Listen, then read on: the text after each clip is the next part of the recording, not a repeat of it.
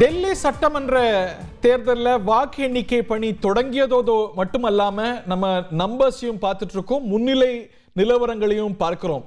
70 தொகுதி மொத்தமா டெல்லியில, அதுல 8க்கு நமக்கு முன்னிலை நிலவரங்கள். அப்கோர்ஸ் ரொம்ப ஏர்லி ட்ரெண்ட்ஸ் தான் இது.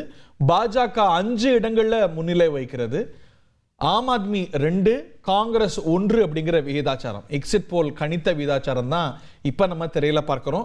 இது ரொம்ப ரொம்ப ரொம்ப ரொம்ப ஏர்லி ட்ரெண்ட்ஸ். தபால் வாக்குகள் தான் எண்ணிட்டு இருக்கிறாங்க. அந்த தபால் வாக்குகளில் பாஜக காரங்கள் ஓங்கியிருக்கு. நான் அப்படியே கொஞ்சம் ரீவைண்ட் பண்ணி நம்ம ஹரியானாவில் பார்த்தோம்னா காலையில் காங்கிரஸ் லீட் எடுத்துட்டு இருந்தது. அப்படியே ஒரு 9 மணிக்கு நிலவரம் மாற ஆரம்பிச்சது. அதனால இதை நம்ம முடிவுகளுடைய உருவான சோத்துக்கு ஒரு சோறு பாதம்னு பார்த்துட முடியாது. ஏன்னா கடந்த கால அனுபவங்கள் நமக்கு அப்படி இருக்கு. இது சீட்டுகளுடைய எண்ணிக்கை டெல்லியில் முன்னிலை நிலவரங்கள். கீழே அப்படியே பார்த்தீங்கன்னா நம்ம ஈரோடு இடைத்தேர்தலில் தபால் வாக்குகள் நமக்கு கிடைச்ச முன்னிலை நிலவரங்களை பார்க்கிறோம். 7 தபால் வாக்குகளை திமுக, 2 நம்ம பார்க்குறோம். ரொம்ப ரொம்ப ஏர்லி ட்ரெண்ட்ஸ். இன்னும் பல கட்டங்கள் போக வேண்டியிருக்கிறது. ஆனால் ரொம்ப நேரம் இந்த முறை காத்திருக்க வேண்டியிருக்காது. ஒரு 10 மணிக்கெல்லாம் ஓரளவுக்கு டெல்லியிலையும் சரி ஈரோட்டிலையும் சரி நமக்கு ட்ரெண்ட்ஸ் தெரிய ஆரம்பிச்சிடும். முன்னிலை நிலவரங்களை டெல்லியில இருந்தும் தமிழ்நாடு ஈரோடு கிழக்குல இருந்து பார்க்கிறோம்.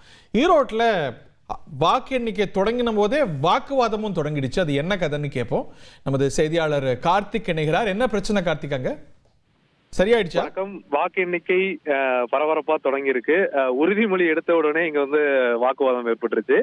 அதாவது இங்க இருக்கக்கூடிய முகவர்கள் 7 மணிக்கு முன்பாக உள்ள வரணும்னு சொல்லி தேர்தல் ஆணையம் தெரிவிச்சிருந்தது. ஆனால் நாம் தமிழருடைய வேட்பாளரே பாத்தீங்கன்னா 8 மணிக்கு தான் அங்க உள்ளே வந்தாங்க. அவர் வரும்போதே பாத்தீங்கன்னா முகவர்களும் தாமதமாக வந்ததாகவும் மற்றும் உறுதிமொழி ஏற்கும் வரைக்கும் கொஞ்சம் சிறிது நேரம் அங்க நில்லுங்கன்னு சொல்லியிருக்காங்க. ஆனா ஒரு சில முகவர்கள் மாற்றுப்பாதையில் அங்கும் இங்குமாக அலைக்கழிக்கப்பட்டதாகவும் போலீசாரிடம் வாக்குவாதம் ஏற்பட்டது. அந்த சமயத்துலதான் நாம் தமிழர் கட்சியின் வேட்பாளர் சீதாலட்சுமி வந்த பொழுது தொடர்ந்து அங்க ஒரு பரபரப்பான சூழல் ஏற்பட்டது. ஒரு பக்கம் தபால் வாக்கு எண்ணிக்கை தொடங்கி இருக்கு, இங்க வாக்குவாதம் நடந்துட்டு இருந்தது. உடனடியாக ஒரு 10 நிமிடங்கள் அவர்களிடம் பேச்சுவார்த்தை நடத்தி தற்போது அவர்கள் உள்ளே அனுப்பிச்சிருக்காங்க. தபால் வாக்குகளும் எண்ணப்பட்டு இருக்கு. திமுக தொடர்ந்து முன்னிலை வகித்து வருகிறது. நாம் தமிழருக்கும் தபால் வாக்குகள் கிடைக்கப்பட்டிருக்கு. குறிப்பா தபால் வாக்குகள் என்றாலே பாத்தீங்கன்னா திமுகவுக்கு அதிகமாக அந்த இதெல்லாம் வாக்குகள் இருக்கும். 247 தபால் வாக்குகள் பதிவாகி இருக்கு. 3 பெட்டிகள்ல வச்சிருக்காங்க. பெட்டிகள் ஒன்றாக திறங்கப்பட்டு 50 வாக்குகளாக எண்ணும் பணியை தொடங்கியிருக்காங்க.